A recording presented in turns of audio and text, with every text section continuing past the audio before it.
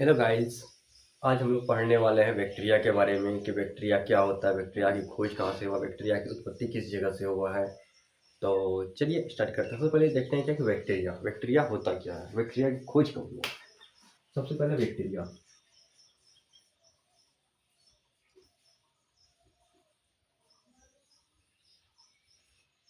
Bacteria क्या है। Bacteria एक सूक्ष्म जीव है। क्या है बैक्टीरिया? एक सूक्ष्म जीव है।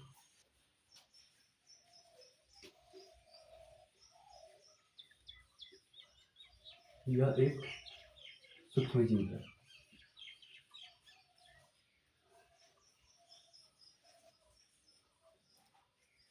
और इसका जो खोज, बैक्टीरिया का सर्वप्रथम खोज जो है वो किया था लियोवेनहॉयक ने, जिसका भी पूरा नाम एंटोनी वान लियोवेनहॉयक था।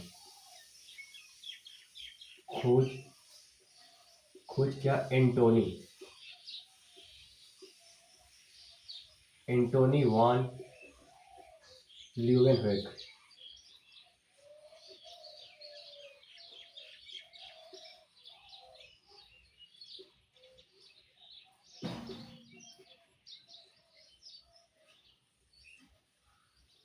का खोज जो है वो किया एंटोनी वान ल्यूवेनहोएक। लेकिन इसमें प्रश्न ये आता है कि सर, जिस टाइम में हम इसे खोज पाए थे, लगभग 1632 से 1723 ईस्वी के बीच, 1632 से 1723 के बीच इसका खोज हुआ था। तो क्या सर, जब इसका खोज हुआ बैक्टीरिया तभी उत्पन्न हुआ? तो इसका जवाब है नहीं। हम खोज इस समय में किए, लेकिन इसकी जो उत्पत्ति जो है, इसका जो जन्म जो है वो लगभग 30 लाख वर्ष पहले हो चुका था।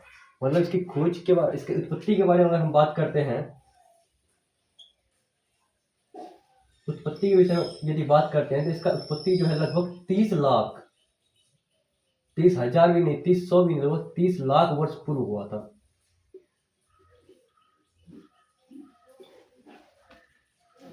और ये कैसा जीव है?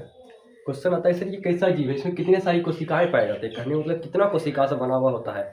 ये एक कोशिकीय है या बहुकोशिकीय है? मतलब एक से अधिक कोशिका तो बहुकोशिकीय, यदि एक कोशिका तो एक कोशिकीय। तो इसका जो शरीर है एक कोशिकीय बना था, एक ही कोशिका में उसका पूरा जीवन निर्धारित रहता है। मतलब इसका कैसा कोशिका है? एक कोशिकीय है।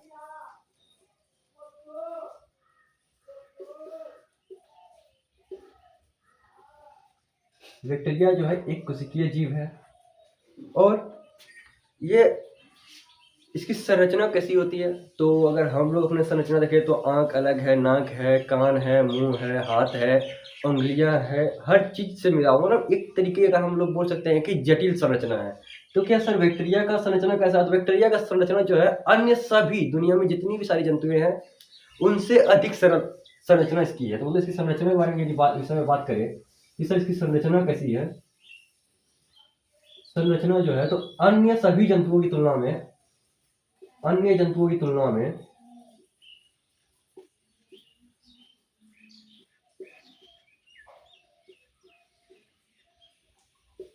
सरल संरचना है।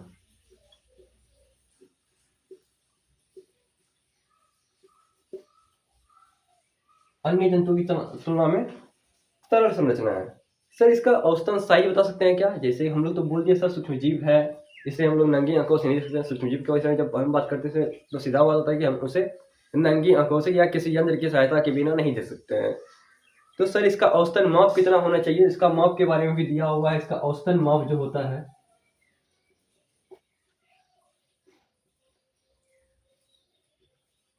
औसतन माप जो है लगभग 1.25 माइक्रोन के बराबर होता है। 1.25 माइक्रोन के बराबर होता है। माइक्रोन ऐसे लिखते हैं, सबको पता होना चाहिए माइक्रोन ऐसे लिखते हैं।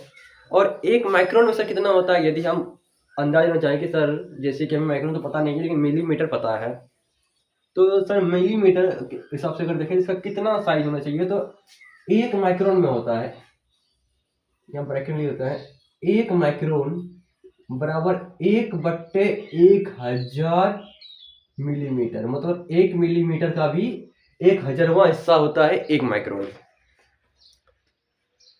और अगर माप की दृष्टि से देखते हैं, माप की दृष्टि से देखते हैं कि सर्वाधिक सूक्ष्म माइक्रोन कौन सा, मतलब सर्वाधिक सूक्ष्म बैक्टीरिया कौन सा है, तो सर्वाधिक सूक्ष्म बैक्टीरिया की साइज जो है वो लगभग 0.15 माइक्रोन है। सर्वाधिक सूक्ष्म बैक्टीरिया की साइज ये 0.15 माइक्रोन है। इससे छोटा अभी तक नहीं देखा गया है कि ये बैक्टीरिया होती भी है या नहीं होती है, लेकिन सर्वाधिक सूक्ष्म मतलब सबसे अधिक सूक्ष्म बैक्टीरिया का साइज जो है 0.15 माइक्रोन के बराबर होता है। सर सर्वाधिक सूक्ष्म तो बात कर लिया, सबसे बड़ा कितना होना चाहिए? तो सबसे बड़ी जो बैक्टीरिया है, सबसे बड़ी कुंडलित बैक्टीरिया है। कुंडलित बैक्टीरिया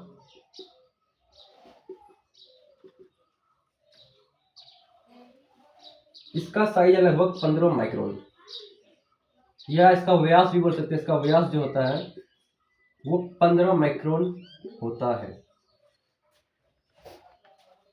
ठीक, अब क्या सर इसके आकार के बारे में कुछ बता सकते हैं? अच्छा, कुंडलित जो आता है, कुंडलित करने का मतलब हुआ कि इसका शेप कुछ इस प्रकार से होगा। कुंडलित, इस शेप को बोलते हैं कुंडलित शेप।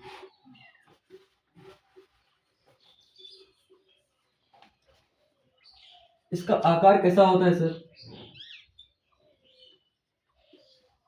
आकार जो होता है वो रोड के शेप का होता है। रोड शेप करने मतलब छड़ के समान दिखाई पड़ेगा, कुछ ऐसा छड़ के समान दिखाई पड़ेगा, ऐसा कुछ ऐसा छड़ के समान दिखाई पड़ेगा। रोड शेप है, रोड का शेप। ठीक, सब कर देते हैं सर। अब हम क्या ये बता सकते हैं कि बैक्टीरिया कहाँ कहाँ पाया जाता है, बैक्टीरिया रहते कहाँ पे है, बैक्टीरिया का वास स्थान क्या है? तो इसके बारे में लिखते हैं कि बैक्टीरिया का वास स्थान,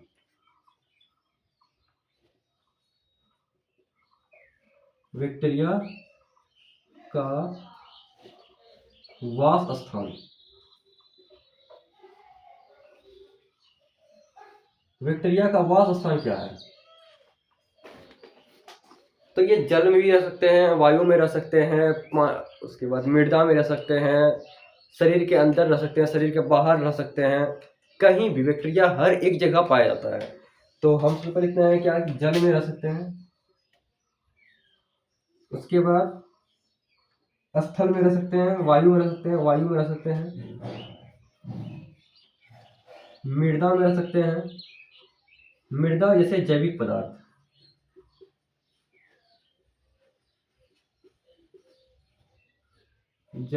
में। उसके बाद पौधे के विभिन्न भागों में रह सकते हैं, पौधों के विभिन्न भागों में। और कहाँ रह सकता है? तो जंतुओं में रह सकते हैं,